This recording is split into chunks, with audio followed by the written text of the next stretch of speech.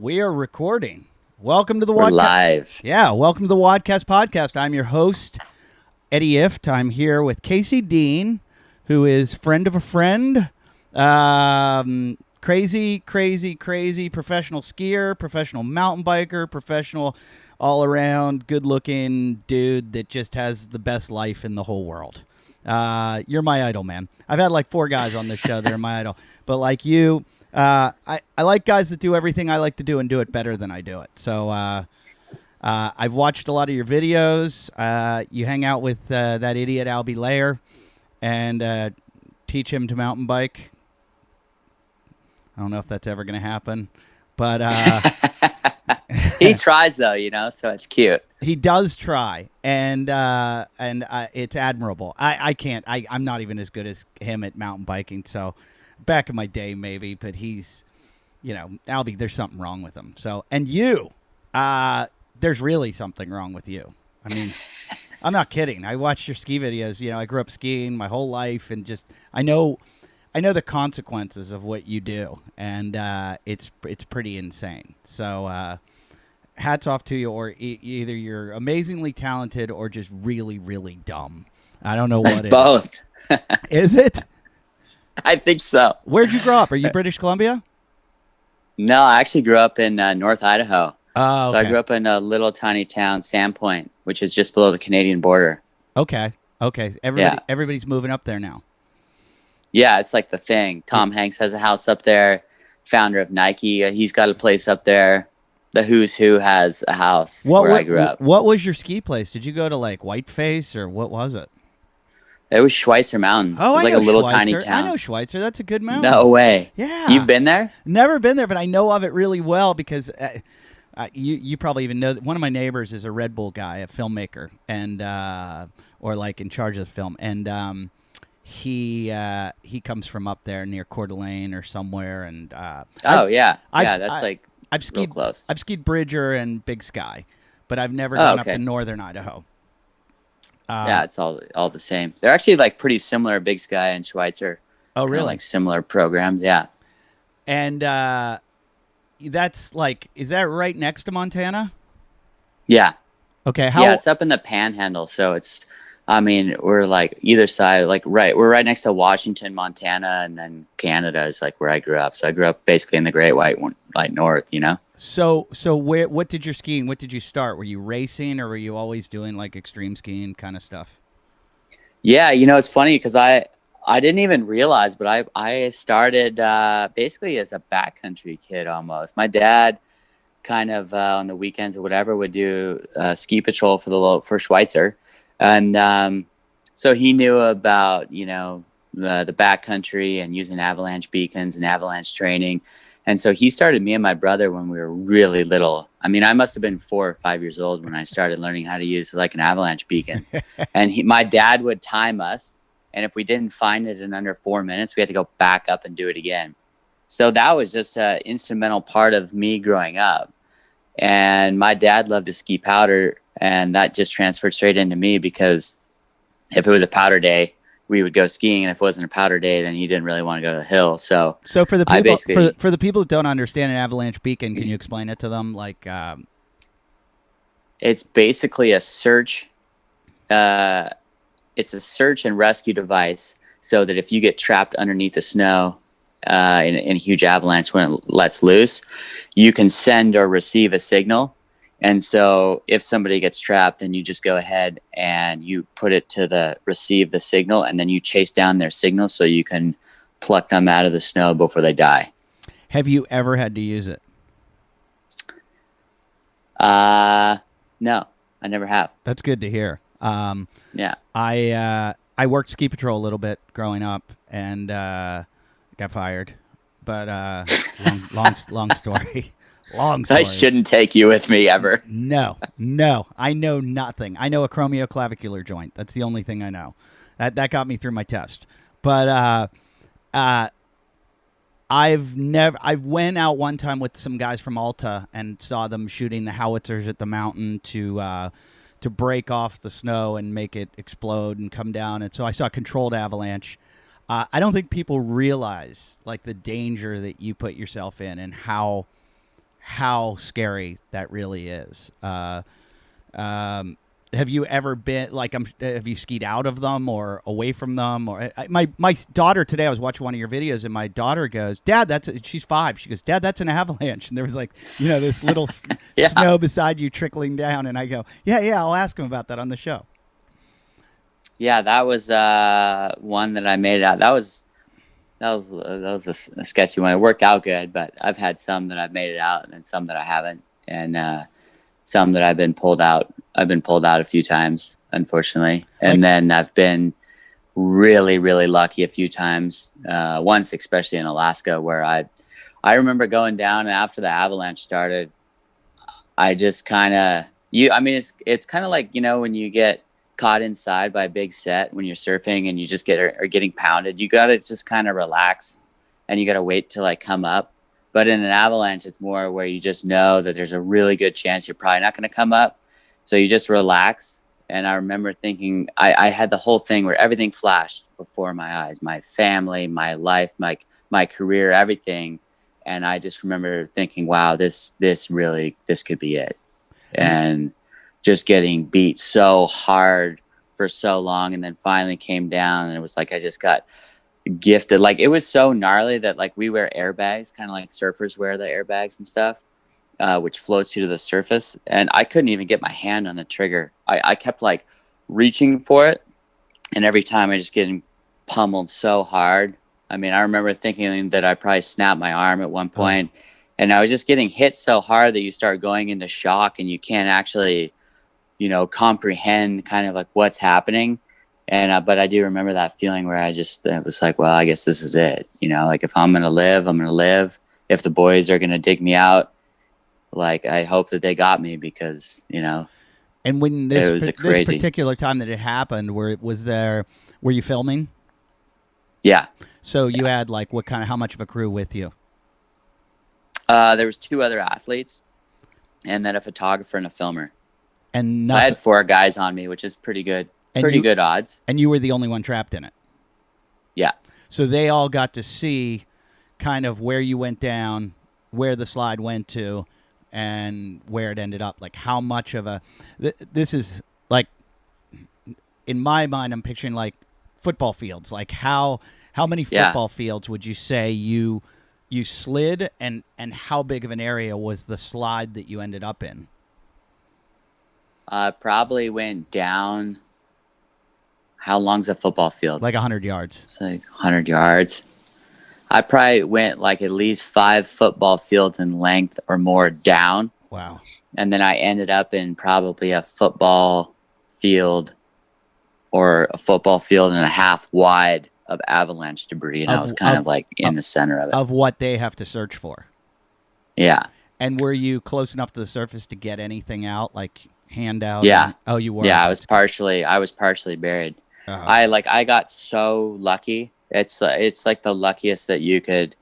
It's like really hard to explain, like the odds, kind of, because it's just. I mean, once the snow breaks apart, you become one of the heaviest pieces, so you just sink to the bottom.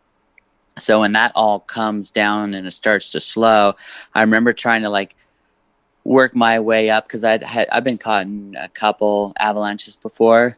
And I remember that, where you just try and work your way up to the surface, and man, when it slowed down, I just kind of swear like it was like a hand almost kind of like gently lifted me up a little bit, and I got myself above the surface to the point that I got my chest and I got both arms out, and it was pretty surreal. I remember seeing like my buddy Wiley and Spriggs come up over, and those guys were so dialed. That was the other thing, is I was super lucky to be with such a good crew. But yeah, I mean, they came up and over, they already had their shovels out, they were ready to go. And I was like barely sticking out of there. And I can totally relate, because one time I overfroze my freezer in college, and I opened it and like all this snow came out on me, and I was in my fraternity house in my room all alone, and I had no one to help me. And there was this moment where I was like, I I don't think I'm gonna Siri, make it out. help. I didn't have Siri back then. They didn't have Siri. No, I can't imagine. I have this thing called cleithrophobia, which is a fear of being trapped. And it's weird that I like skiing and surfing and all these things where I do trap myself. Like the only thing I've never been close to an avalanche. I've skied places where they're like, don't ski there.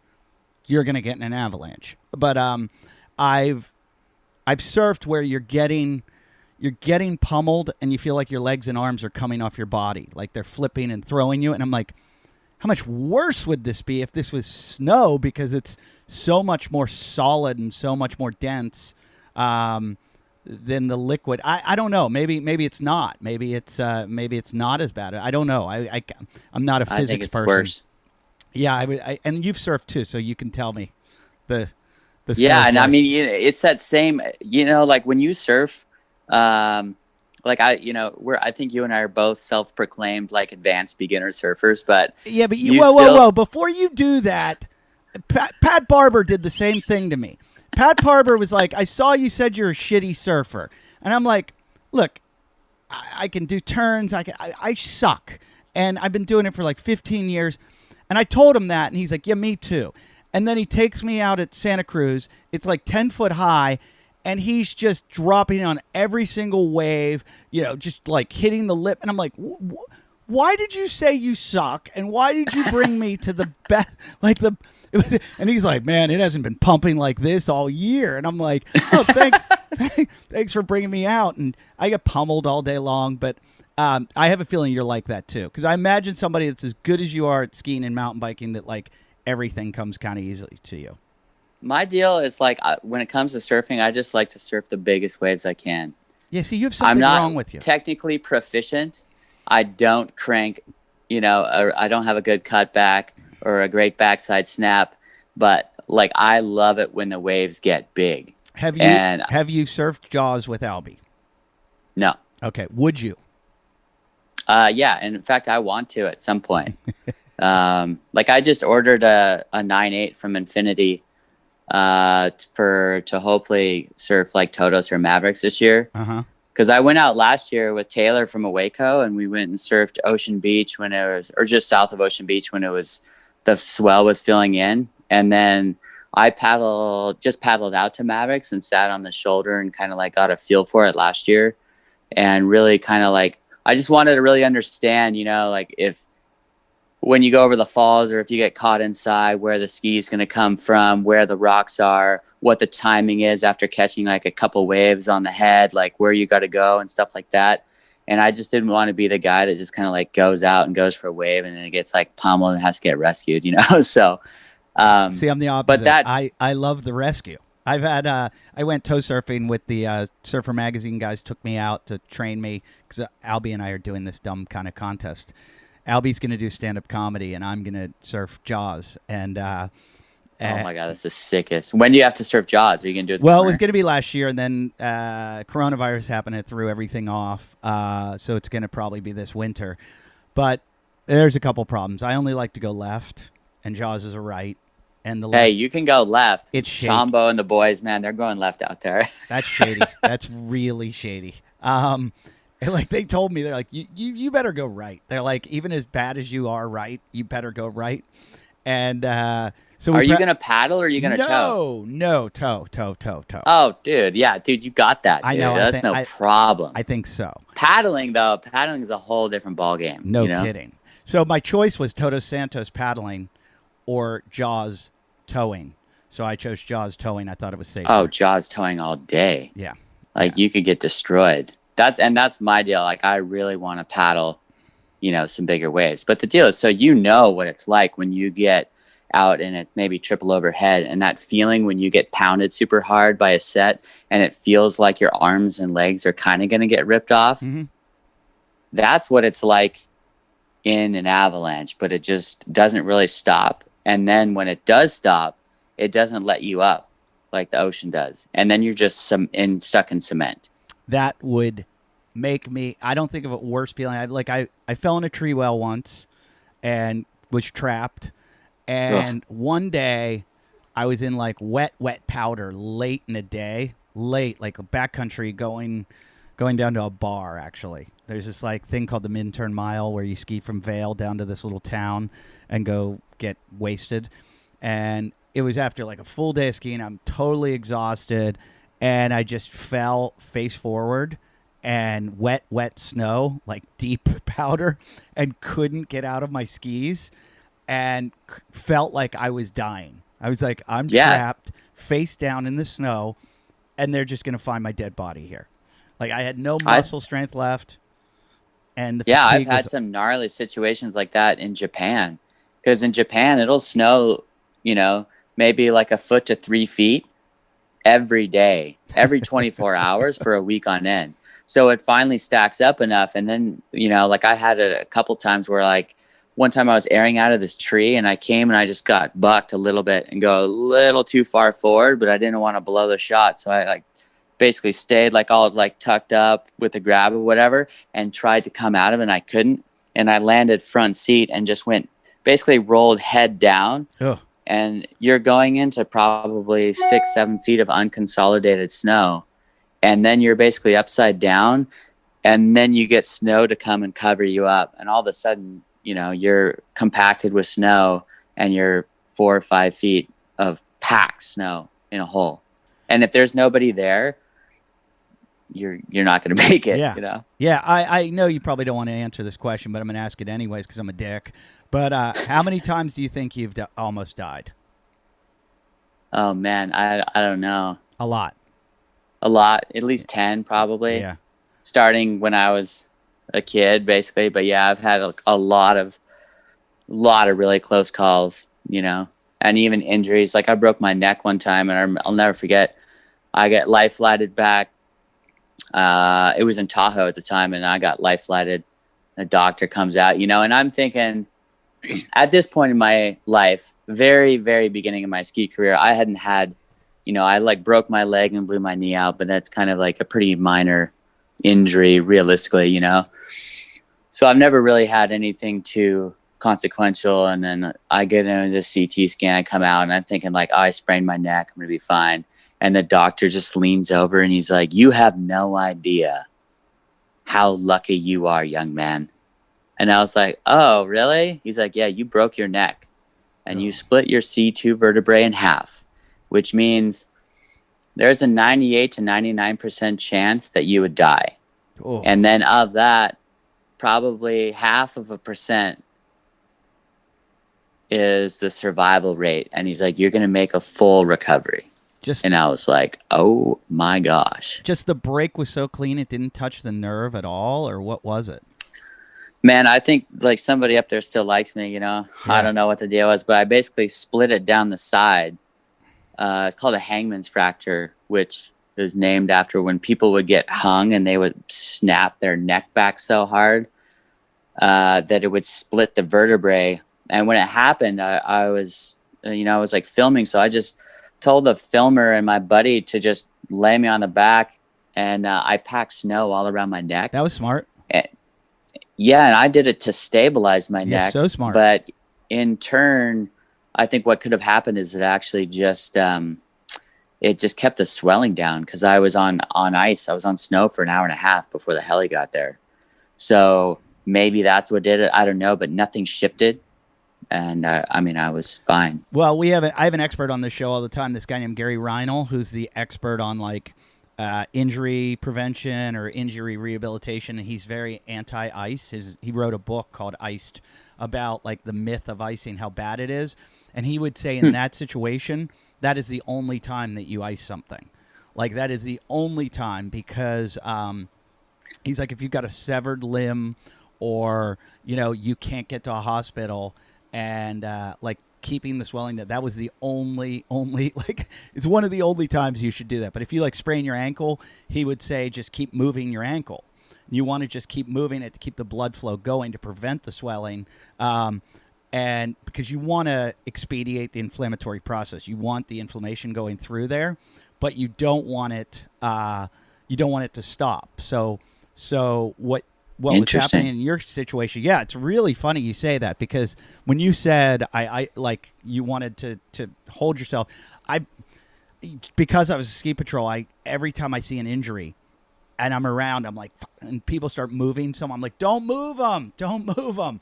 I'm like, Yeah. and I never want to touch the person. I'm like, hold their head straight, like, and I show them how to do it, but I won't do it because I just don't want to. So gnarly. I don't want to be involved in a lawsuit, but it happens so often, and I just ski like recreationally now and just around mountains, and I'll be there and I'll see the injury before the ski patrol get there, and I'll just be like, oh fuck, like I do this, and I always tell their friends, do this, and it's so smart that you did that. But I guess you grew up with a dad that was a ski patrol, so you saw it and knew it, knew what to do. That was really smart. Yeah, it's like maybe one of the highlights of my life, and my highlighting my brain skills, but for whatever reason that kind of happened. The skiing you do now, is it all helicoptered in, or do you do backcountry hiking in, or do you snowmobile? I do it all. Yeah. I'm pretty down with helicopters, but I'm also really down with ski touring. And I ride snowmobiles. I've ridden snowmobiles since I was 9 years old. But I mean, not this last winter, I was actually out the whole winter. I blew my knee out in January, first trip of the year. Oh, I saw that on your Instagram. Yeah, that's terrible. Sorry to hear that. Yeah, dude, I mean, in a way I picked probably the best.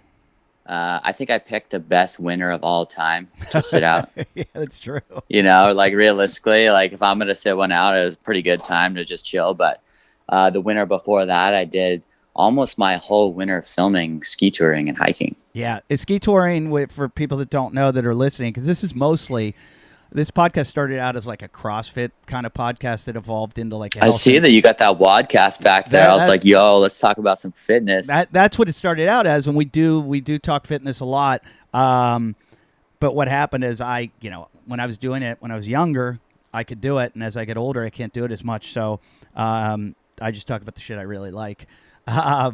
But what I was going to say is, for those that don't know what ski touring is, it's basically like you're hiking up a mountain with skins, or how would you explain a skin to? A skin is basically turning your ski into a snowshoe so that it slides forward but doesn't slide back.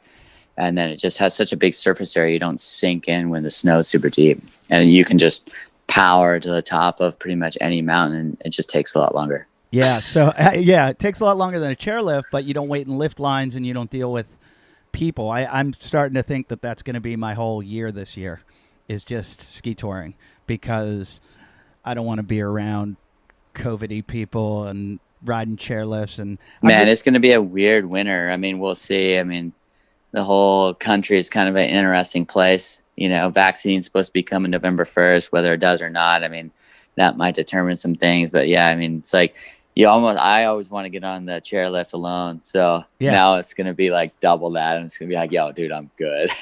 I've been social distancing, my whole life. Yeah. Since I was about 25, I started social distancing. So, I love to surf with nobody around. I like to ski with nobody around. So that's why I think ski touring is the way to go, is to just find some mountains in the backcountry, but then you run into avalanche danger, and you run into who's with you and who can help you, and that's dude, we'll have to go. I've heard that there's some really sick areas around LA that's like actually really close. A good buddy of mine, he's like a DP down here, and he snowboards and splitboards up here all the time, like kind of up around Baldy and stuff like that. Yeah, I can imagine. And when I drive, I was up in Tahoe, and I was driving out to visit my friend one day at his place, and I just couldn't believe how many like little not national parks, but little park stops that I would see. The cars would stop, and everybody was just taking off up into like just their own little hiking trail up and down. I was like, geez, I'd do that every day here instead, and just do a new trail. And I love to hike around here. I live out in the Santa Monica Mountains, so oh, nice. Yeah, so it's there's so many sick trails out there. My buddy JP lives out there, and he just moved to a different place in the Palisades, and he's like mountain bikes. He shows me around all over the place out there. So the mountain biking here is incredible. But actually, a lady died yesterday out in Malibu Creek State Park. Yeah, from the heat. Yeah, hiking. Like they tried to get her back. And my buddy, Hunter McIntyre, who's not afraid of anything, went camping Friday night, I think it was, and they left middle of the night, came back. They were like, it was too hot. We were going to die. Wow. It was 117 or something on my car yesterday. I think it got to about 111, but my car said 117. Yeah, it was absurd. Yeah. I didn't do anything yesterday. So the mountain biking, which would you say you're better at, skiing or mountain biking? I don't know. It's kind of hard to say. I mean, definitely like I've been skiing longer, and I've been skiing professionally longer. Some would say I'm more talented as a bike rider, but I don't know. And equal. That just came from like where you grew up. Everybody did both. My dad did everything. You know, he was like self-proclaimed like jack of all trades, master of none. You know, so and my dad's just like master of fun. Yeah. So if it's like I grew up rock climbing, skiing, water skiing, wakeboarding, it's like doing everything. Motocross, I raced motocross for a long time, mountain biking, kind of like BMX. And we always just did it for fun, you know? Sounds like skiing, riding snowmobiles. And I started snowboarding too when I was maybe like 10 or 12. Sounds so like I dad just of have the this year. background of what's that? Sounds like dad of the year. Yeah. Yeah, like that's full legend, you know? So but it was weird because I grew up mountain biking, and I raced I did like some cross country stuff, never rode downhill or anything like that. And then once we got motorcycles and I started racing motocross, I maybe when I was 18, 19, I started racing pro in Idaho and Washington and stuff. And I raced pro, in fact, until I broke my neck skiing. And then I knew that I wasn't going to ride moto that whole summer because I was in a whole neck collar and everything. So I sold my bikes, and that's right when my ski career kicked off. But from the time that I was 18 until, probably for like 10 years, I didn't even touch a mountain bike. Literally didn't even ride any bicycle. If I was training for moto, I'd go run or I'd go to the gym. And then I went to Rampage in 2012, which is a big bike contest. And I was like, yo, this is what's up. I need to be doing this, and I want to come do this contest. And so mountain biking had just come so far, and that made me want to get involved with it. And so I started riding, and I was like, I want to become a pro mountain biker. This is just, because I had the summers off too, and I had all this free time in the summer where I'd go ski in South America. But at that time I wanted something different. And that's how I got back on the on the bike program. How much do you think motocross helped with your mountain biking? Oh, like a million. Like, it's just unbelievable. I mean, you go from hitting like 120-foot step up on a moto to people are like, oh man, there's like a huge jump, this huge jump line in Whistler called Crab Apple. They're like 40 feet, and you're like, what? 40 feet? So it was just like such a big advantage, because when you go from hitting huge jumps like that, and now in mountain biking, they got Fest Series and Rampage where they're hitting huge shit. I mean, they're hitting like 100-foot doubles on a mountain bike. So it's come a long ways in the last 7-8 years. But when I started in, for me, it was just having that amount of airtime on two wheels on a moto just transferred over. And I felt like it just gave me the cheat codes for mountain biking, and then the speed too. I mean, you hit a jump, or you hit something in like fourth gear, fifth gear pinned on a 450, and then you transfer over to a mountain bike. It feels like you're going really slow. Well, I was never a motocross guy at all. And my parents did everything they could to keep me away from motorcycles. And then weirdly, my best friend died on one, which kept me away. But bicycles, I always raced BMX as a kid, and then I stopped doing it when I turned 16. I was like, oh, I can get laid. I don't need a bike anymore. So I was like, I got a car. I can drive over to chicks' houses. Goodbye, bicycle. And then, years ago, I think I saw Rampage. I watched, maybe it was Red Bull Rampage, or I had a mountain bike, but when I saw Red Bull Rampage, I was like, holy shit. I cannot believe. Yeah, and still to this day, I can't ride anything like. The other day, I I rode up our mountain behind our house, which is like 2,000 vertical feet. And I just rode up. It's like a 5-mile road. I rode up on the road, and then I was like, oh, I'll take the trail down, the backbone.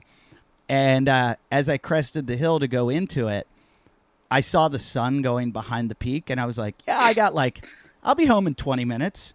And I didn't have a light. I didn't have anything. And I was like, I'll be home in 20 minutes, no problem. About an hour later, I'm in there. It's pitch black, and I'm off my, I'm riding 100 feet and getting off my bike because I can't see these giant boulders. And I'm like, I'm going to go over the handlebars, break my neck, and then be trapped up here with the mountain lions.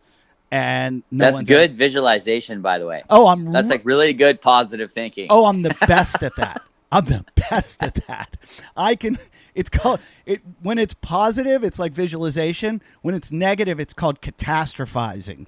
I can think of I'll be like, okay, I'm going to fall. I'm going to break my neck, roll down a hill into a ravine. The temperature is going to go down. I'm going to freeze to death. The mountain lions are going to come out and eat me. Then there's going to be an earthquake and boulders are going to fall on me.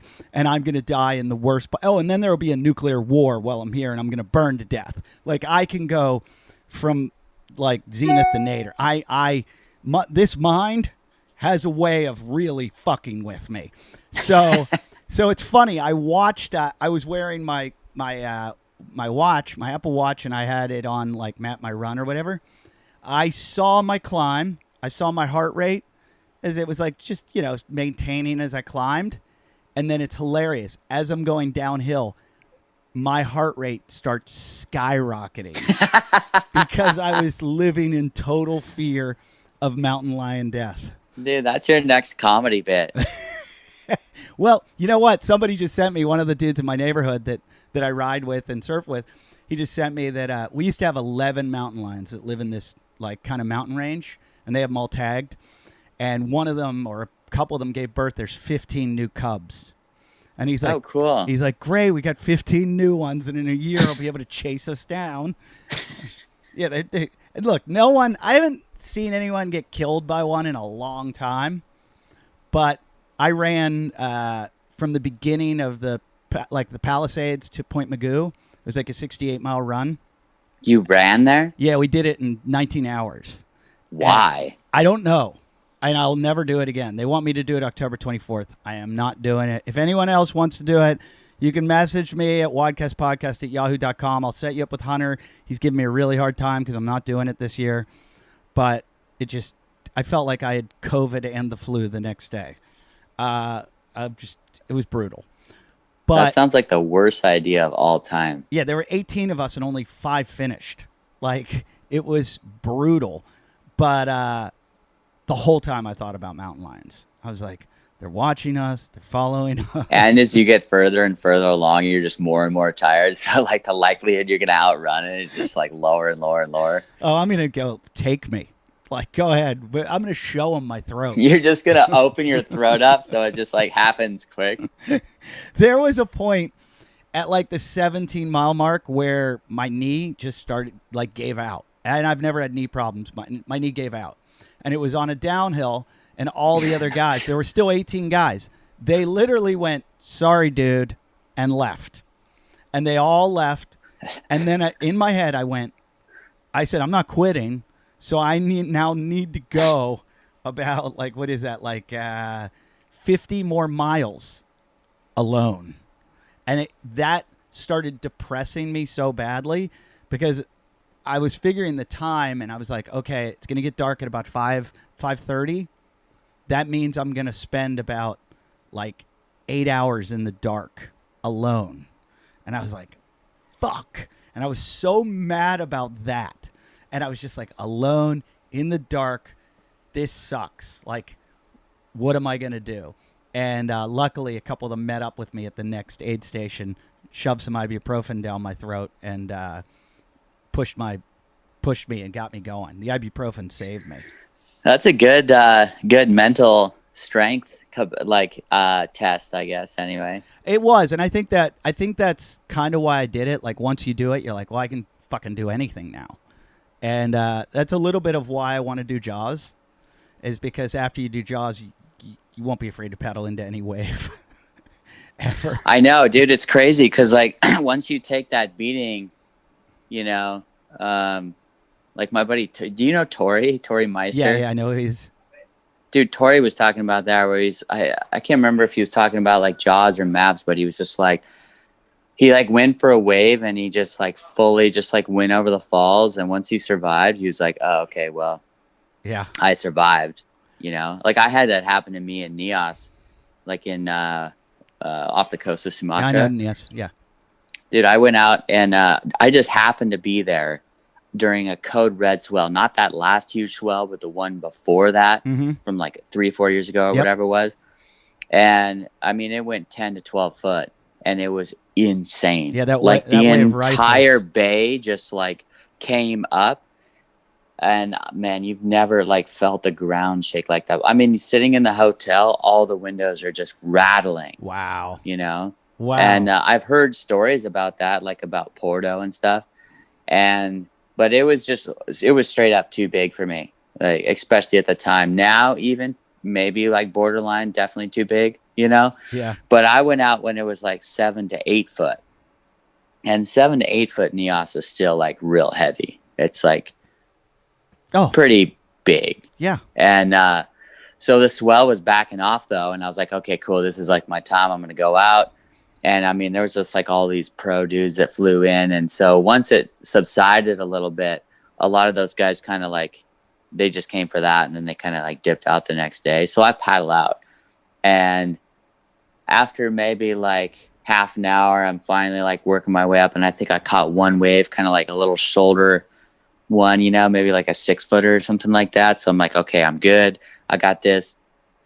And like get in the pack and I'm like working my way up and it's like kind of high pressure too, you know, because like you wait your turn in the lineup all the way. And when you get that opportunity and like an 8-foot set comes in, you turn and scrape or you're just going to get burned, you know, like once you lose that opportunity, you're done. And so I'm like working my way up and I'm maybe like 10 deep in the lineup and just see the entire bay just start lifting up. And like a 10 to 12 foot cleaner set came in with like, I don't know, 6-7 waves or whatever, and made it over the first, punched through the lip of the second.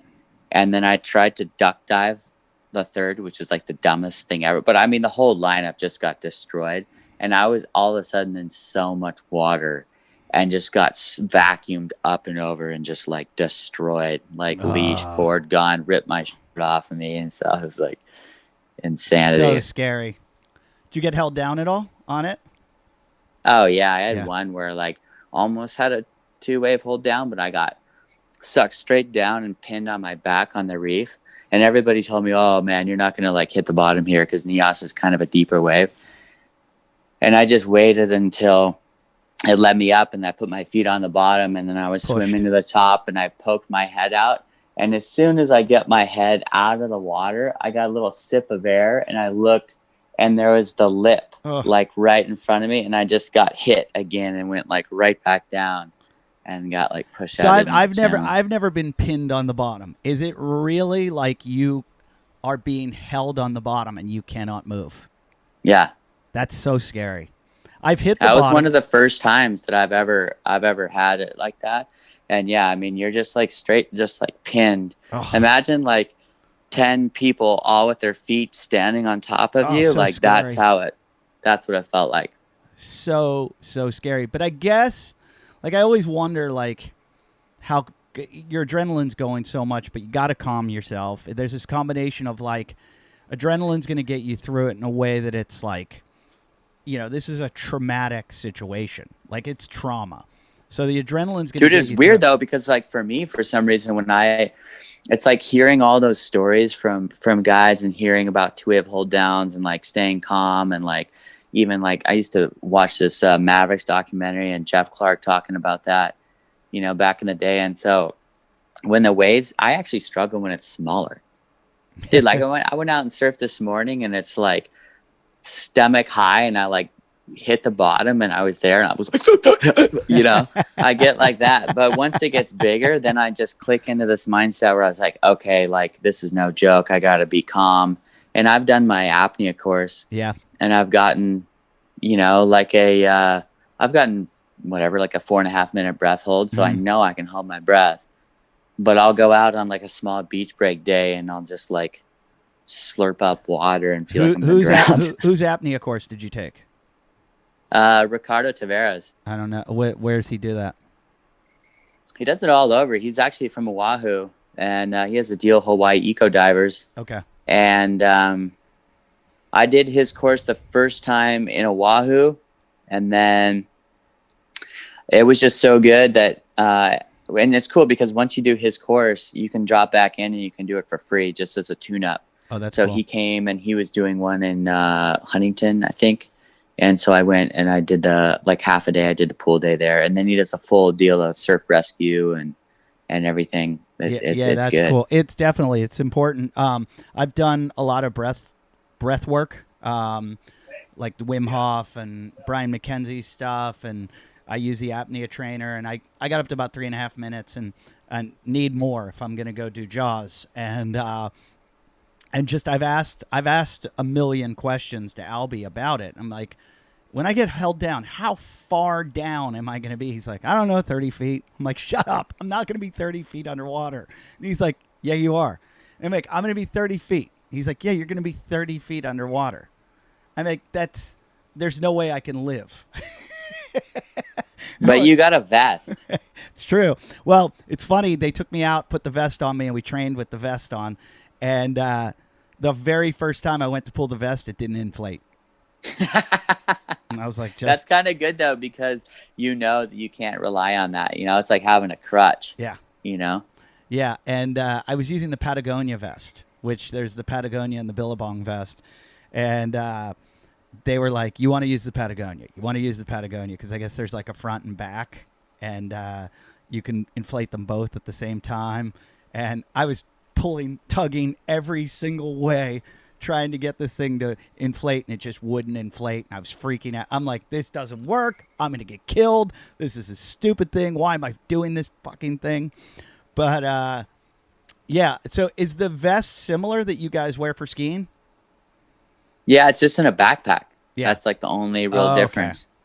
And then it blows up even bigger, basically. How many times in your life have you pulled that skiing? 3 times. Okay. God, I mean, I've seen the stuff you ski and just like, never would I ever. It's so funny because like my most recent, deal or whatever is I've been acting, and I've been doing some stuff, a lot of stuff here, like in Hollywood, but even like going to class, for instance, people talk about like, oh, when you get on set and there's pressure. And I'm like, that's cute. I was just like, I get it. Maybe there's some pressure, but like, what happens if you mess up a take?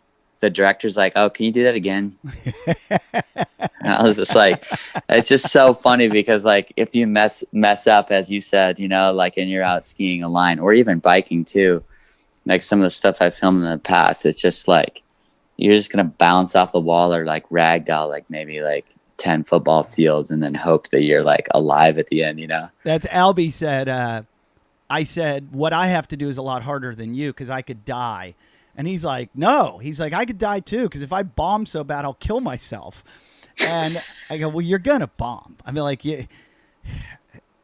bombing. Dude, it's crazy though because like Albie, up until I think a year ago, or was it 2 years ago? I don't remember, but he was over in Hossiger, and I was asking him about having a 2-wave hold down, and he's like, I've never had a 2-wave hold down. Oh, yeah. And I was like, you'd be fucking kidding me. And he was like out at like beach break, and he was like held down, and then he like felt the like thump again. He's like, did I just have a 2-wave hold down, But like, he's never had at that point like a huge hold down out at like Jaws or Mavis. He's always like come back up. Well, I think those are some deep wave.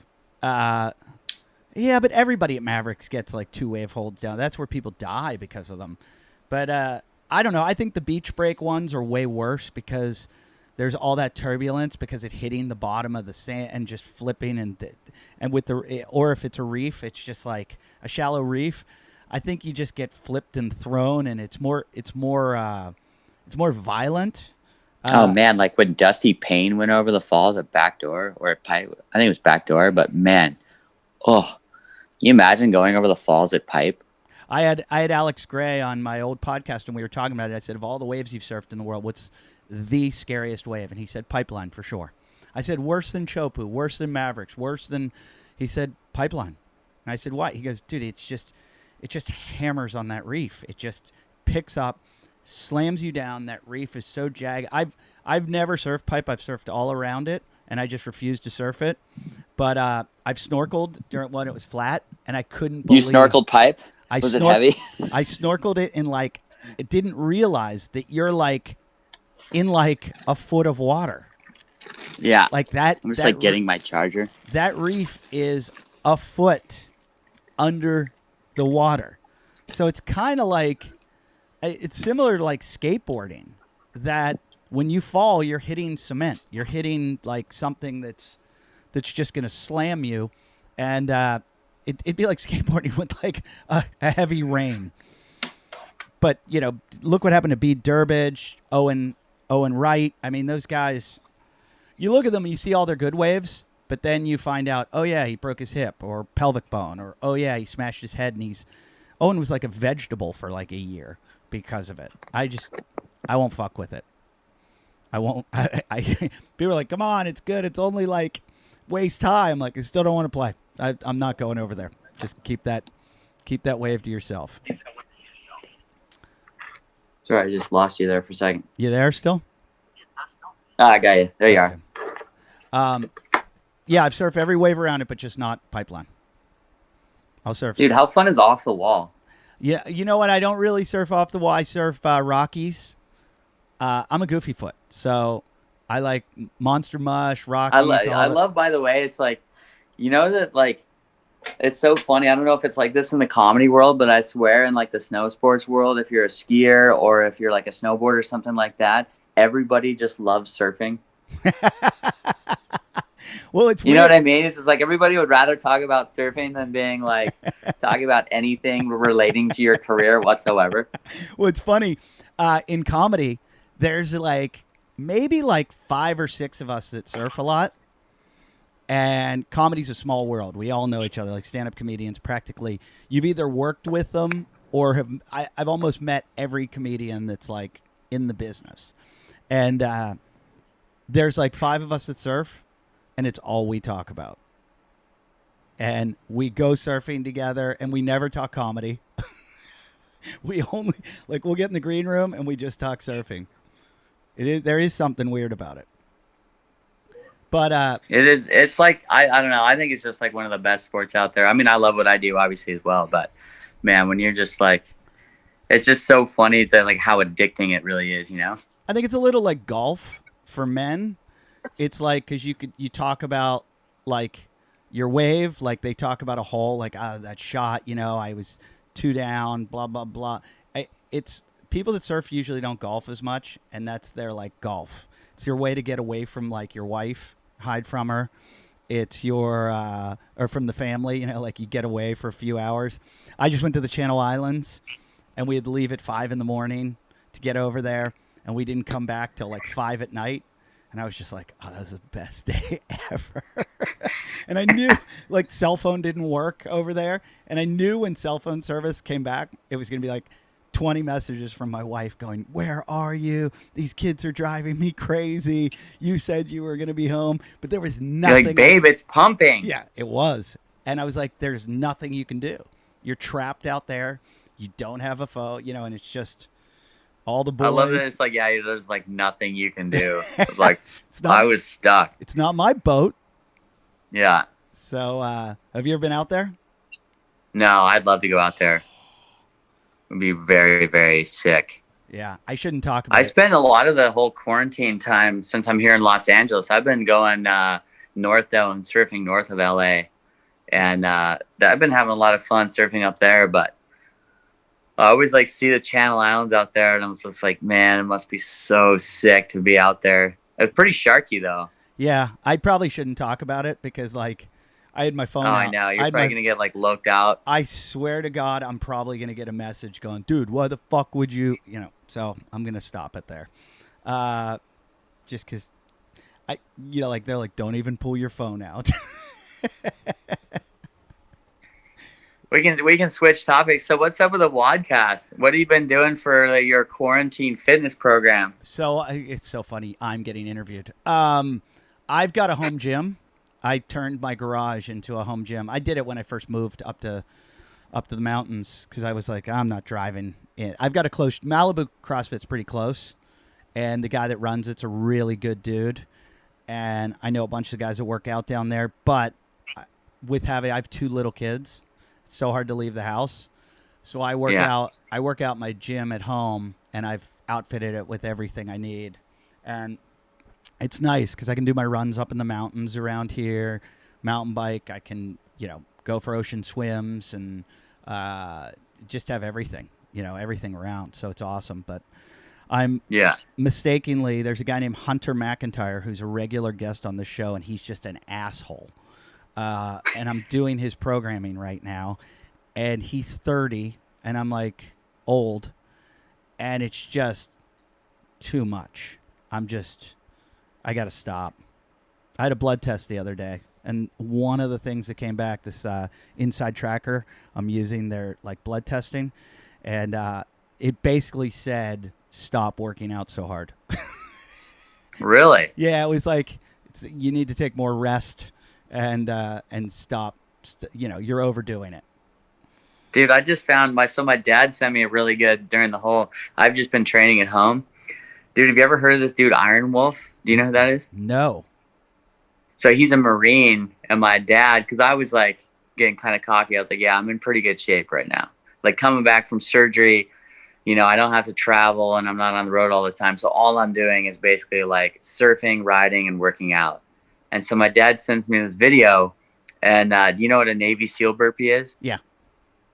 So he sent me the first video he sent me was 3 pump Navy SEAL burpees, which for the people that don't know, it's a push-up mountain climber, and then push-up to standing up, or a burpee. Yeah. That's one.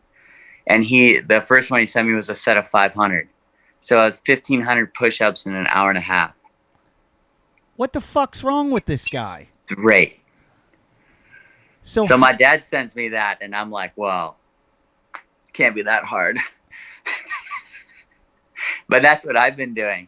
I've been doing 3 pump and 5 pump Navy SEALs. I do it 2-3 days a week. So how many will you do? Because that volume, you're gonna really. The most I've done is I did just the other day. I did 100 5 pumps and then 200 threes. So it's 1,100 push-ups. Yeah, that's a lot. That's an hour and a half. That's a lot. That's world record shit. We do it's funny when people talk about their push-ups, and we've talked about it on the show. Most people will say to you, I can do 100 push-ups in a row. And it's can you? Or because if your range of motion, CrossFit has really, really strict standards. When you do a push-up, your chest has to touch the ground, and you have to fully lock out your elbows at the top. And most people go, oh yeah, I can do 100 push-ups. And they're let me see you do chest to deck, lock out your elbows, and they'll do 20. And they're like, I'm out. And you're like, yeah, okay. Yeah. It's a big difference than your little So, dude, this dude though, he's definitely legit. Yeah. He's not doing half push-ups.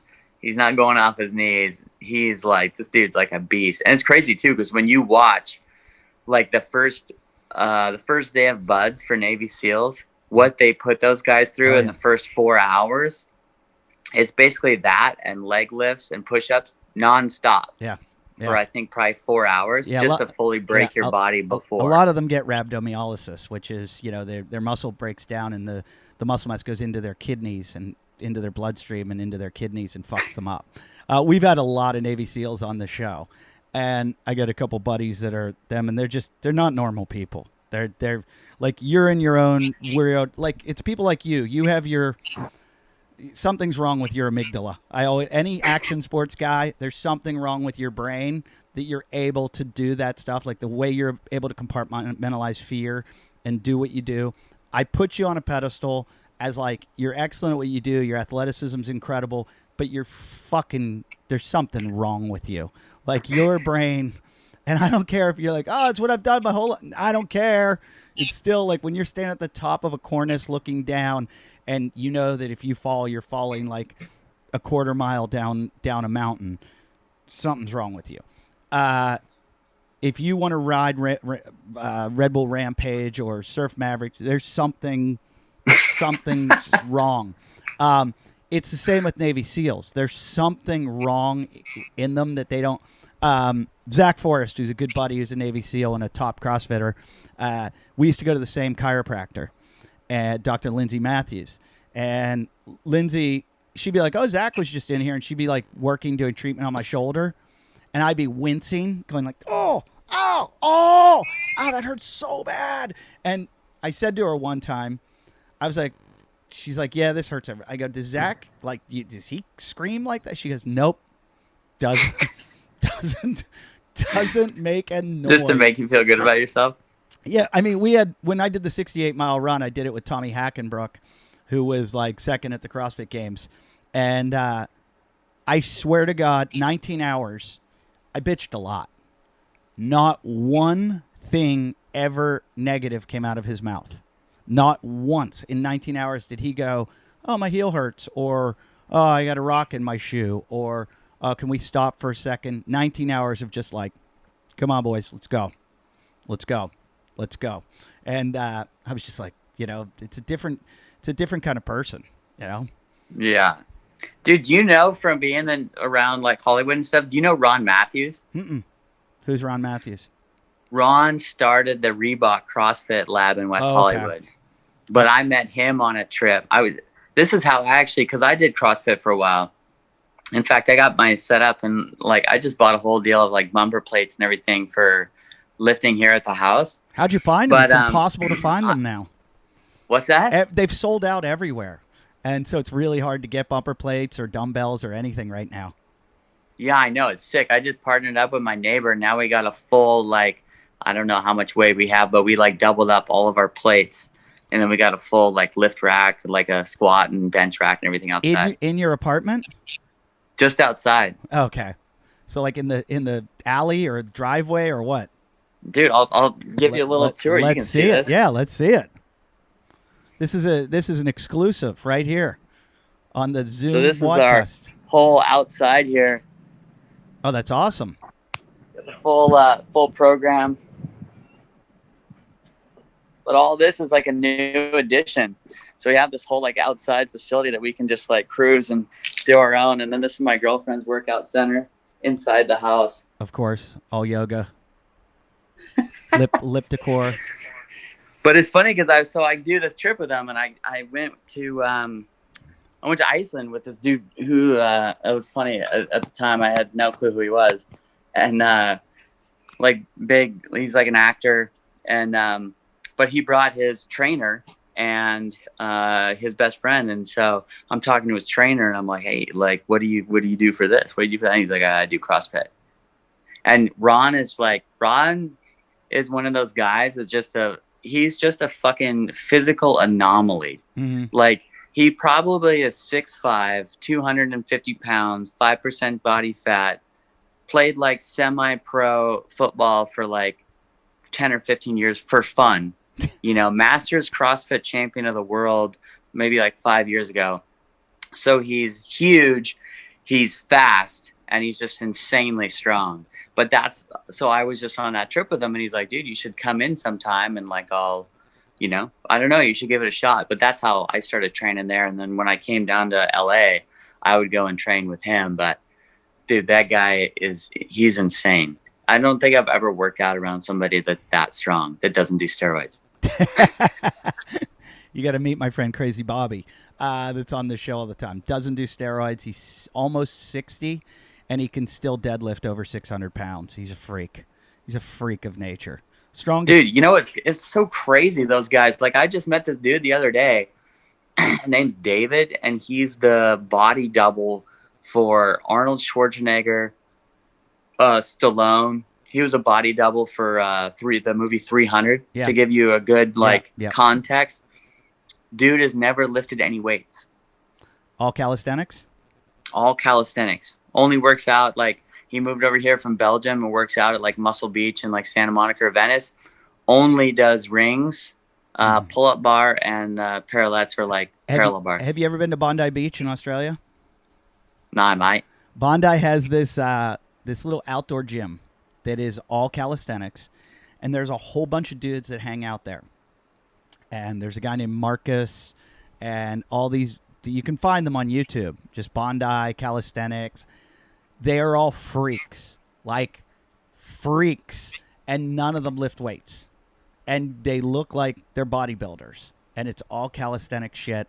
And I'm a huge fan of it. It's just to do that, to get that size and that strength, and that you have to do like you're doing right now, thousands and thousands and thousands of, and it's easier to just do it with heavy weight and just do a few of them. You know? It is less time, because I noticed that, because I've always been really, really bad at pull-ups. Yeah. I mean, like talking, like I don't know if I'd ever broke 10 pull-ups in a row in my life. Like training my whole life for being an athlete and all this shit, literally could never do it. And my paddle strength too was never like through the roof, you know? Mm-hmm. So when I started doing the whole Navy SEAL burpee program, it just put me in this whole nother level of fitness that even lifting heavier weights I'd never hit before. And so I realized, I was like, man, I gotta start doing this. So I started doing that, where I would do one Navy SEAL burpee to like 2 pull-ups. Mm-hmm. And I started with doing 1-to-1. So I did 1 pull-up to 1 Navy SEAL burpee, and I made it to 70 in a row. And I was so dead that I couldn't do anything. But now I've like gotten up. But it's getting to the point where the reps are so much, you know, that I'm like, it just takes so long. And then to work out. what's your soreness like the next day? I would expect it. Dude, to be you know, I actually, it's if I do maybe like 200 pull-ups to 500 push-ups, I'm not that bad. I'm sore, but it depends on kind of like how hard I push to do it time-wise. But that's usually like roughly a 45-minute workout. But I did a 300s, which is my new deal, where I do 300 pull-ups and I do 300 push-ups, so 100 3-pump Navy SEALs. And I was so sore for 5 days that I'm still feeling it. Yeah, see, that's why I won't do that stuff, because the volume is going to give you the soreness. I'd rather stick with, like right now I'm doing hunter stuff where I do heavy weights but low reps, and 5 reps or 8 reps at the most. And what's happening is I'm getting gains and I'm not getting the soreness that I'd get. But the deal is, if volume. I'm actually smart about it, you know, which I wasn't the other day, because the most I'd done is 200 pull-ups. So then I pushed to 300. If I were to go 200 and then do 225, 250 and keep slowly working my way up, I've noticed that I don't get like that huge, block of soreness that'll last for a week. But then if I do something where I go from like max, I was doing like 750 push-ups or 700 in that range. And then I pushed to 1,000. I was super sore. But then once I came back from that, now I can hit 1,000 pretty easy on like doing like a burpee routine. Yeah. So it's weird, because like I feel like on those calisthenics, it's so different almost than lifting weights, because once I push myself to get to that level, then I can like continually get back to that level without a crazy soreness afterwards. But when you were like growing up and just doing like motocross and all this stuff, you just had burnout strength. Like it was just you were doing the sports themselves, right? Or were you training it all then? No, I didn't really start training until maybe I was like 19, 20. Yeah, because I forget, we did a study one time, or researched it when I used to do sports radio, and we were talking about like the fittest athletes in the world, and people don't realize that motocross is up there with like soccer and hockey players. It's like one of the sports you have to be fittest for. And, it's controlling that motorcycle that's underneath you as you're flying around, for, I don't know how long. How long's a moto last? 35 plus 2, so it's typically about 45 minutes. It's like, I think it's 35 minutes, and then they put the white flag out and whatever. So yeah, it's like 40 to 45 minutes. That you're just hanging onto this thing that weighs how much? Yeah, it's gnarly. I think it's like one of the most physically demanding sports, because there's no break too. Yeah, it's straight. Where like surfing is super challenging and physically demanding, but you paddle for a wave and you paddle back out, and then essentially you chill. Yeah. And I mean, basketball is demanding. Yeah. Yeah. But I was trying to explain surfing to somebody the other day, and I said, I said you want to surf like you play basketball. Like keep your heart rate low when you're paddling out. You recover, and then it's like you got the ball, you go for the shot. You're gonna amp up. You're gonna spike your heart rate as you paddle for the wave and ride the wave. Then you're gonna bring it back down. Whereas I see with motocross, it's just like you're redlining for 45 minutes. You're keeping your. I would love to see heart rate monitors of motocross riders and see where they are. Oh, you're going to be like 80-90% guaranteed like the whole time. That's crazy. That's insane. That's more of I'm trying to think what sport you'd be like that. She's like, dude, you know what's funny is I think the only thing that's probably about the same, but even that's less, as I was going to say like MMA. But MMA is so short. What's that? Yeah, it's short, but you have to go round after round after round. So in theory, but like, I mean, motocross is the gnarliest. I mean, you have to have physical strength and you have to have such good endurance that you can redline your heart rate for 45 minutes. Yeah, it's insane. I'll give you a chat. Have you ever heard of Fight Gone Bad, the workout? No. Google Fight Gone Bad. It was a workout years ago in CrossFit that I think BJ Penn created, or CrossFit created for BJ Penn, that was going to recreate and simulate a MMA workout. Or an MMA fight. So it's like 5 rounds, 3 minutes each. Like a full round? Yeah, so it's 3 minutes each, 5 rounds, and you get a minute break in between. And so you do these things, and it's like a bunch of reps of like all these different workouts that you do in each one. And I forget I'll look it up, but I forget what it is exactly. But when it was all said and done and BJ Penn did it, they said, "How was that?" And he goes, "That was like a fight gone bad." And oh, no way. But again, we're talking 15 minutes of workout with 4 minutes of break in between. So I don't know. I'm gonna do my research on this after the show to look up motocross and see what the heart rate is, because I just when I was coming down that mountain the other day mountain biking, I was like 170 the whole way coming down. But that was totally out of fear. Let me see what Fight Gone Bad. I forget it. I haven't done it in so long. I'm going to do it now just for. I mean, the deal is, it's like people can try and argue and be like, oh, well, the Tour de France is way gnarlier because, you know, the distance and all that you need to do that. But there's no upper body strength. It's not a combined, you know. I'm sorry. It's 3 rounds. Why was I thinking an MMA fight was 5 rounds? It's 3 rounds, 5-minute rounds each. So you do a minute of wall balls, a minute of sumo deadlift high pulls with 75 pounds, a minute of box jumps, a minute of push press with 75 pounds, a minute of rowing for calories. Then you get a rest. Then you do that again, minute of rest. Then you do that again, minute of rest. Wow, that sounds pretty shitty. Yeah, it's really shitty. And so I can imagine MMA just being horrific. But I think I've ridden dirt bikes on tracks and stuff and just played around. I can't imagine trying to hold on to one for 45 minutes while racing against 20 other dudes or whatever it is and going the speed they're going. It's gnarly. One of the gnarliest races but also the most fun is Mammoth. That was the last race that I did, and I raced that twice as like a pro. And the last year I raced the 250, like the Lights Pro class. Uh-huh. And dude, it's gnarly because you're at like 9,000 feet. Oh, I never thought of that. You're doing a 45-minute moto. And the second moto was so gnarly. I don't remember what I ran. I think I ran somewhere maybe like 13th, 15th in that range, you know, or like just outside the top 10. And dude, the last like 10 minutes, I faded 10 spots. Like I went so far backwards, dude. You have to be in such gnarly shape to like do that race and do it really well. Do those guys train pretty hard? The top guys, because I know like surfers, a lot of them don't admit it. Some of them do.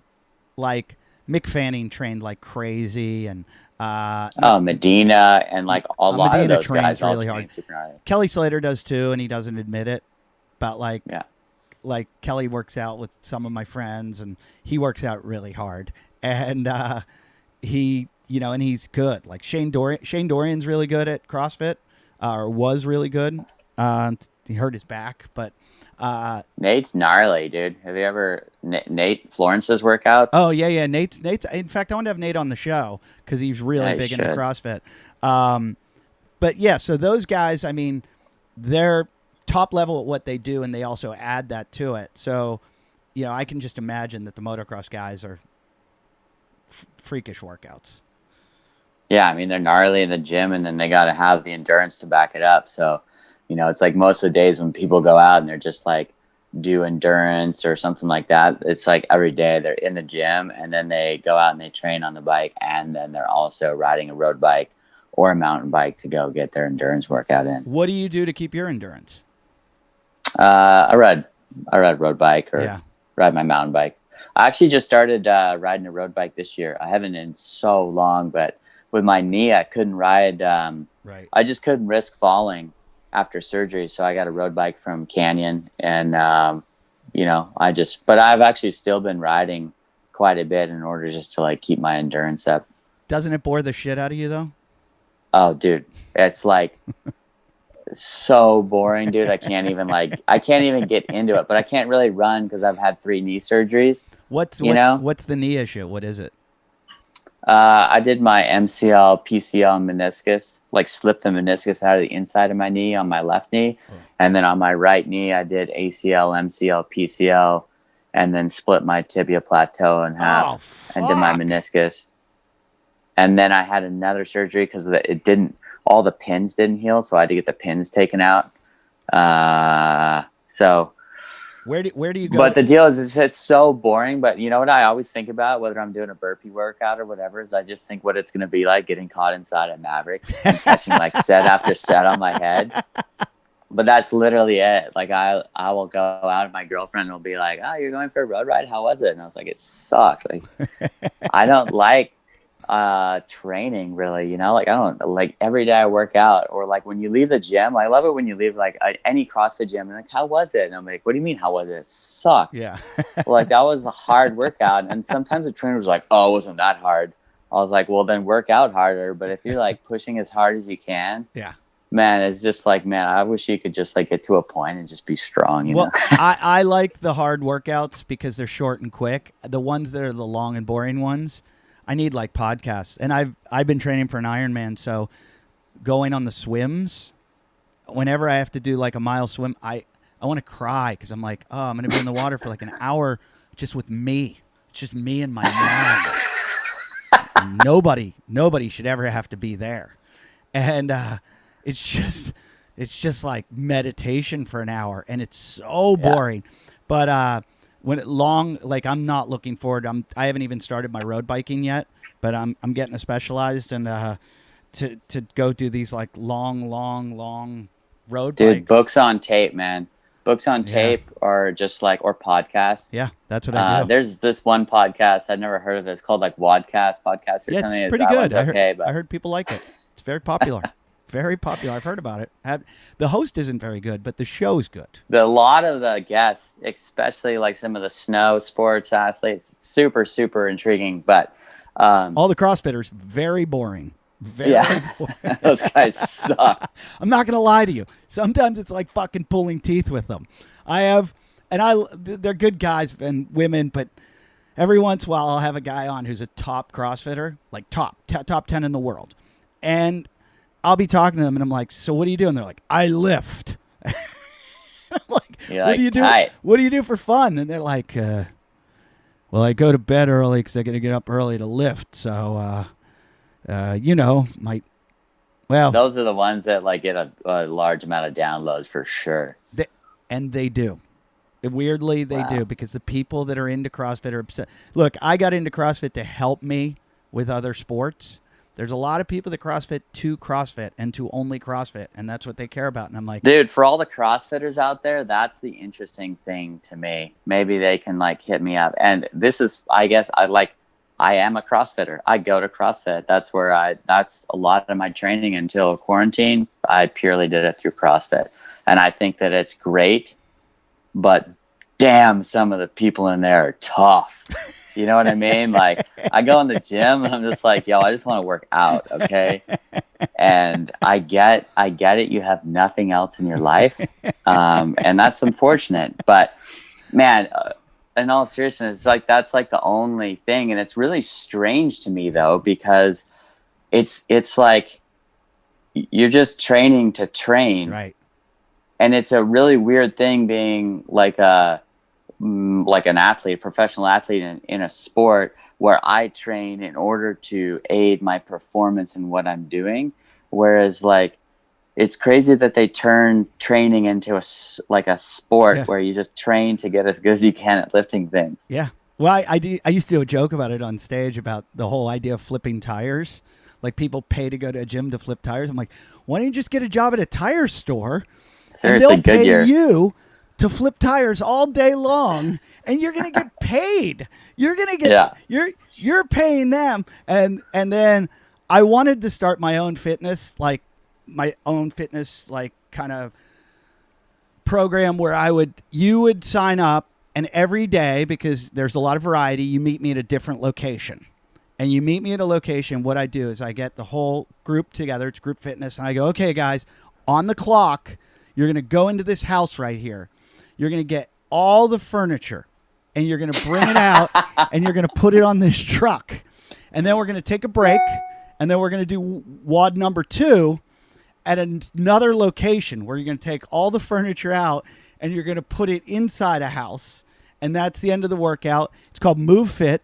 And it's $250 a month, and you just pay me, and you're going to get really fit, and I'm going to get really rich. It's going to be functional fitness, too. You're going to be able to lift anything. Yeah, refrigerators, desks, cabinets, you name it. You're going to garbage. I don't know if you've trademarked that, but you might want to get on it.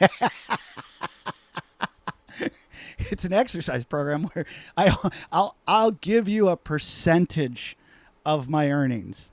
A small percentage, you know. I kind of feel bad for those people, though. It's just like, man, you should maybe like get an extra hobby or something. You know? Well, they don't. Like, a lot of them don't get it, because I was talking about this with Matt Chan, who's a top CrossFitter, who's also great, you know, mountain bikes and skis and he does everything. And we were talking about it.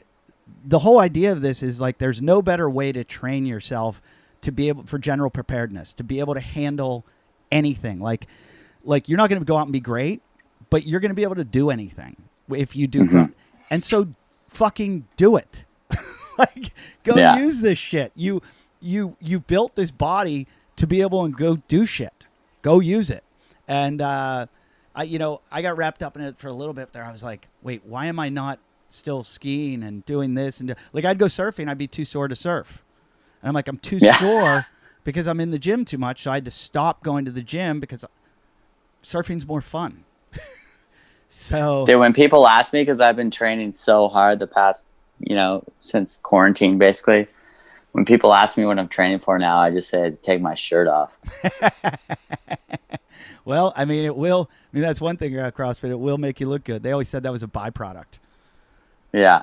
But, it's funny. And he'll get mad at me if he ever hears this, but if you look at all the top CrossFitters in the world, they're all like, they look like a specimen, just like a Greek god, except for Matt Fraser, who's like number 1 in the world. You look at him and you're like, he looks a little thick.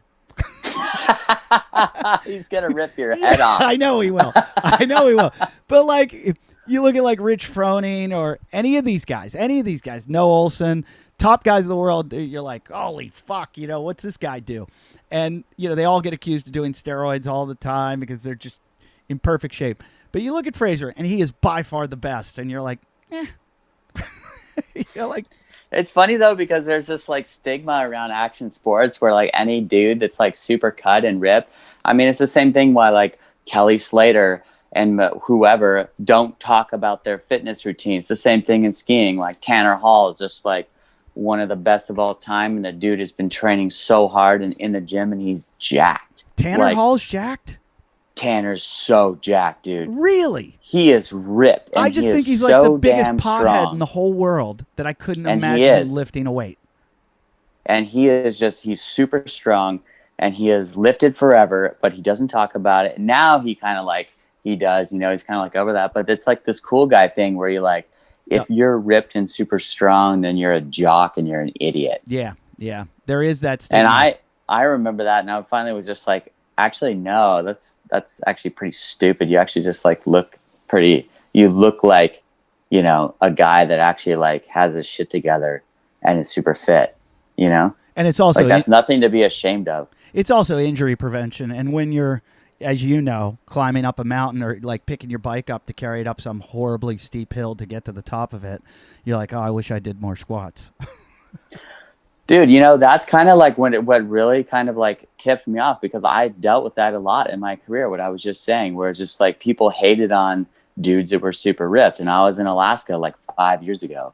And, you know, when you're up there in between filming, you know, you'll get like a sunny day, for instance, because I mean, my career is based off of nature and the weather. So if it's snowing in Alaska, you can't see anything. You can't go out. Right. So I had this whole system, because we were in an RV in the middle of nowhere, just posted up with like 5 snowmobiles parked outside in a whiteout. Like I couldn't see anything.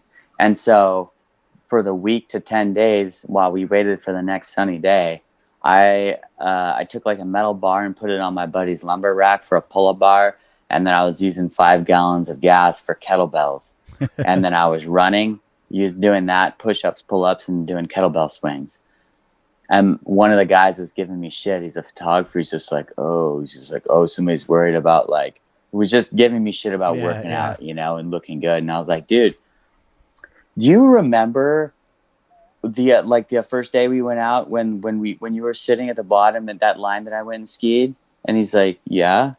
And I was like, yeah, it took me like, it was like an hour to hike up there. What were you doing when I did that? Oh yeah, you were sitting on your ass on your snowmobile doing nothing while I went up there. I was like, do you want me to get up there in an hour, or do you want me to get up there in 3 hours? And he was like, you can keep working out. Well, there is this, it's weird. It's almost in the like the ultra liberal community of this it's fit shaming. They fit shame you for getting in shape. Like how dare you work out? How dare you? But meanwhile, if you fat shame anyone for being out of shape, unhealthy, making themselves sick, costing us money because our health insurance goes up because they're sick all the time. How dare you? How dare you make fun of them? And that's why there's so much hypocrisy in this world of people like that, where It's like, yeah, it's totally okay it's okay to bully the bully, but it's not okay to bully the person that seems marginalized or seems, and it's like, you're not making any sense. Like, because I'm doing something to make myself better, to make myself do my job better, you're gonna make fun of me, dude. That's why I love Nate Florence. Not only is he just like the most hilarious, weirdest dude of all time, but Nate got so much shit for doing CrossFit. Yeah. And people told him it was going to hurt his career and do this and that. And he was just like, no, dude, like, I'm just going to do my own thing, and I'm going to get stronger, and I'm going to get better. And I'm not going to like bulk up and, you know, like lose all my flexibility and become a bad surfer.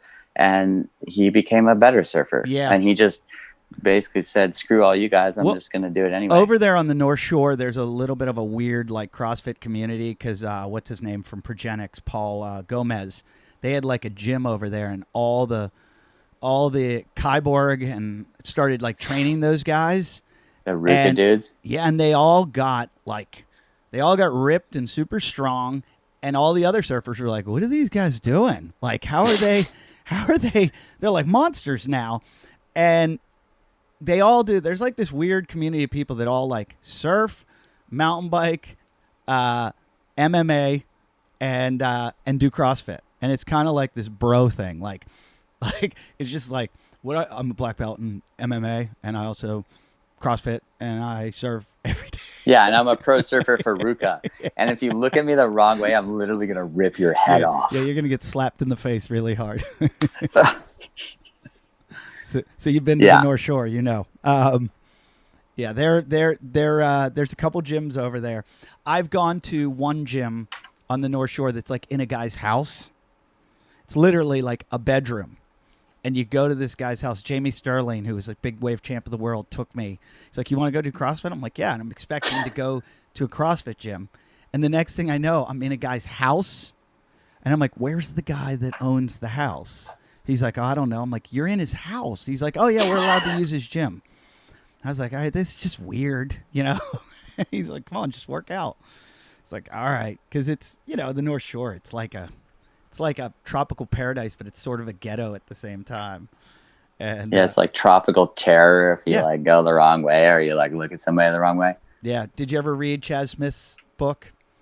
Yeah. Yeah. That'll tell you. It's funny too because I've like gone over there like quite a bit to Hawaii to hang with like how I met Nate was through my buddy Daniel Russo, who's like a staff like videographer or whatever for Vans and like grew up on the North Shore.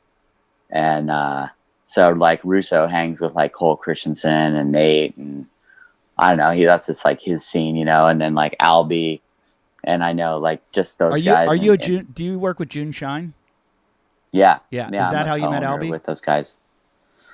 Dude, I met Albie through Dan Norkunis. You know Dan? Who's Dan? Dan is did you just freeze? Did I freeze? Oh, there you are. Dan Norkunis is Take Shelter Productions. Oh, so okay. Yeah. He moved over and he started filming Albie like, I don't remember. It's probably been 10 years ago now. But Dan came from the snow world. He was a cinematographer and made ski movies for this company called Rage Films. And so I've known Dan for like probably 15 years. And then he went over to Maui and I started I would go over and hang with Dan. And then, so I knew who Albie was because I followed surfing and stuff. And then that's how I got involved because he was like, "Oh man, you got to come over. We got to do a project like this surfer dude I film with all the time, Albie. He's like super into mountain biking." And I was like, "Yeah, cool. I'm down." So I met him through there. And then right at the same time, I got linked up with Forrest and the June Shine crew. Okay. And then, Albie was also tied in with those guys and grew up with like Forrest and stuff. And I became a coner about in the first like 6 months of June Shine's existence. So what is June Shine for everybody listening? It's like, what is it, like healthy alcohol? Yeah. It's like you get shit faced, but like you're going to live longer or something. It's hard kombucha. That is the way it's brewed. It has 6% alcohol. So it's like drinking an IPA beer, but it's kombucha and it's delicious. So the kombucha is fermented. It's giving you all that good gut bacteria that you need, but at the same time, you're getting shit-faced. This is how good it is. When they started, Albie was like one of the early guys. I don't know if you know this, but they were like, "Oh, what should we call it?" And Albie was like, "How about we call it beer but worse?" And so they were like, "Wow, that has a nice ring to it. Let's not do that."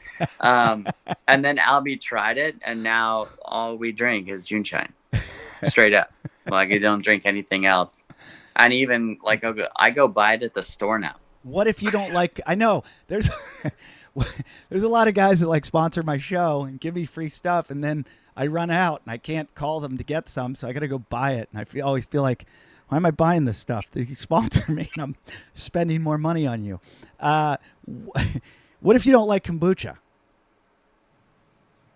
Will you not like it? Does it taste? What's it taste like? It tastes like a fruit drink. Really? Kind of. Yeah. I gotta try it. I like the whole because I don't drink enough fermented shit. Dude, the best thing too, they have a new flavor out. They partner with Stone Brewing, and they have this new one called Stone Shine. So it's got hops in it. So it's a mix of like beer and kombucha. So it's kind of like a. It's insane, is what beer. It is. Fruity beer. Kind of. But not fruity, not like fruity. Oh, you know what? Sweet. Is it like an Angry Orchard, like a what do they do, like the cider beers? Yeah, maybe that's the closest thing to describe it. I don't know. It's all its own. You just gotta try it. Yeah, it's literally the best though. I'll try it. You'll be converted. Maybe. I doubt it. Well, I forget. I had one other question for you that I wanted to ask you. No, I forget. We talked everything. We're done. This has been the best podcast I've ever done. Dude, we got waves though later in the week. Are you surfing? There are waves today, supposedly. I surfed up north of you. Where'd you today. go? Silver Strand? No, further north. Don't say you went to Rincon. What's that? Don't say you went to Rincon. No. You went to... I went to a super... Dude, we should go surf this spot. I actually don't want to, name it. Blow it up. Don't, because a lot of surfers do listen to this, and I'm already worried But there's a sick spot north of Malibu that I've been surfing for the past... I kind of, lucked out into going there, and for some reason, with, the swells that have been coming in, it's been mental this summer. I've never surfed, consistent, good beach barrels like that before. When you say north of Malibu, how far north? I'm just saying north of Malibu. It could be anywhere between there and basically San Francisco, the Canadian border, because I can't get into Canada right now. So you might have to be prepared for a drive, but yeah, it's been pretty insane. I surfed there this morning too, it was good. It wasn't outstanding, but I had some days there this summer that were head and a half, and just unbelievable. And your knees back to normal. Yeah. Totally. Yeah. That's fucking incredible. Where did you go to get that's what I wanted to ask you. Where'd you go to get your knee done? Healed or had surgery? Surgery. Dude, the craziest thing happened. I was in Austria when it happened. Oh. And I was with my friend Lorraine, she's a pro skier from Europe, and she's had knee surgery. And then her boyfriend, Kevin, who's a good friend of mine, he actually broke his leg over there, a year to the day that I did my knee. And he had surgery over there. So they know all these different athletes have had surgery all in this little tiny town outside Lech, Austria. And within half an hour, I was at the doctor getting looked at and going into an MRI. And an hour and a half later, they were like, you need surgery. Do you want to have surgery? You should have surgery. 6 hours later, I'm getting prepped for surgery. Wow. And woke up the next morning with my knee fully repaired. Wow. So within 12 hours of getting hurt, I had my knee fully repaired, and I was getting recovered. And then I had meetings with my ski sponsor, with Fisher, and I did a day of meetings, and I flew home, and then I went to B Project for all my physio, and it was pretty unbelievable because since I went straight into surgery, I didn't need any grafts. They just re-stretched the ligaments and then pinned them back into my bone. Wow. Where's B Project? B Project's down in Carlsbad. Oh, okay. The Austrian, the socialized medicine, you didn't have to pay a dime, did you? $18,500. You had to pay that? Yeah. That sucks. It is, but the deal is it's so screwed up here in the U.S. And because I've had so many surgeries and injuries, I mean, the injuries I listed are probably only 5% of what I've done to my body, So because of my insurance and stuff like that, I think that it would have been the same or more expensive having surgery in the U.S. Well, I broke my ankle in France, and I was parachuting, and my chute didn't open, and I tripped over a soccer ball, and you were filming for Mission Impossible 6, and. And I broke my ankle, and I went into this hospital, and no one spoke English, and they just kept going, surgery. And I was like, whoa. I was like, slow down. And this one guy they put a cast on me. Or no, they didn't put the cast on me yet. The guy keeps walking around with the saw that they use in the cast, or to cut cast off, and he keeps walking by me going, surgery, just fucking with me. And I'm like, dude, fuck off. So I ended up not having the surgery there out of fear that the doctors would suck and it just wouldn't be as good as American. So I flew back here and had the Lakers doctor do mine. And when I met with him, he was and I had to give myself blood thinners on the way home. Inject them into my stomach. And that's fun, huh? Oh, it's pretty cool. I learned, I was I could do heroin. So I used to go like, I could never be a heroin addict. How those guys inject themselves? And then I'm like, oh, this is easy. So I meet with the doctor, and he's only got like 5 minutes for me. And he's like, okay, so blah, blah, blah, blah, blah. And he goes, where'd you do this? I go, France. He goes, why didn't you get the surgery there? I go, well, I was worried, socialized. He goes, those doctors are just as good. He goes, I train with those guys all the time. They're the best. He goes, you're an idiot. You're going to have to pay for this. That would have been free. And I was like, really? He's like, yeah, you should have had it done. You're like, there. I'm going to fly back. Yeah, seriously. But I can't. Why'd you have to pay for it? It's because it was Austria, I guess. I don't know. Yeah, I would have just said sorry. My insurance didn't cover international. I'd like, dude, it was just a bizarre deal. Where the next thing I know, I'm like, thought that I had travel insurance through like my credit card and all this stuff, which I've always checked up on, didn't cover it, yeah. And it was just like a headache. And I was like, tight. Were you using an American Express? Visa. I had American Express. I used to always use it. I was like, this is the shit. And they cover your rental cars all the time. I'm in Australia.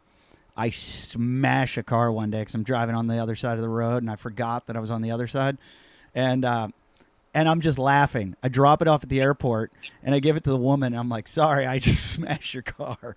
And she's like, yeah, well, we're going to need this. I would go, oh, my credit card will take care of it. You know, I got rental car insurance. So I call American Express that night. I'm like, yeah, you guys cover me, right? And they go, yeah, we cover you in every country except for 4. And I'm like, okay, what are those 4? And she goes, Australia. And I'm like, motherfucker. So I had to pay for the rental car. But you got to do your research before you travel, apparently, totally. Which I don't do. I do now. So thanks for doing the show. I appreciate it. I want to, after we get off, I want to talk to you because I want to find out where you've been surfing, and I'll tell you something else. But thanks for doing the show. I want everybody that has listened to the show to go check out Casey's stuff on Instagram. I mean, that's like the highlights, but then you can go into so much other stuff. What are some of your films that you've done? Past 4 years, I've been in all the level 1 movies, romance. And No, Habit. I'm not talking about the dumb acting shit. I'm talking about your awesome like snowboarding, or I mean skiing and yeah, that's skiing. Biking. It's all like Level 1 Productions is the ski company that I have been working with for the last like 4 years, and so that's like the most recent stuff. Their last film, their 20-year anniversary, which is their last movie, is called Romance, and some of the stuff is online that you saw, but the full films and stuff like that are all online on iTunes and Amazon and it's wherever you can download a movie. Crazy stuff. You've got to go see it. You won't believe it until you see it. It's what are you doing, Izzy? My daughter wants to come say hi. What are you doing? Here, you can come say hi. Say hi. Hi. How's it going? She wanted to know about an avalanche. I survived. She's a little ripper. You should see her ski. Anyway, check them out. Instagram, it's at KC Deane, Deane, and just awesome stuff. And great talking to you. And anything you want to plug? Anything coming out? Anything special? No. See, my life. My life's gonna continue on. Check out my life. He's too cool. At KC Deane. Check out at KC Deane and drink his. Kind of a quiet year with COVID and being injured, but hopefully next year will be a little bit livelier. And drink his not as good as beer. Drink Juneshine. Yeah, I'm gonna plug that. Drink Juneshine. Wear Eddie Bauer. That's all I gotta say. All right, thanks. And you know what to do. Go to iTunes, rate, review, comment, and all that shit.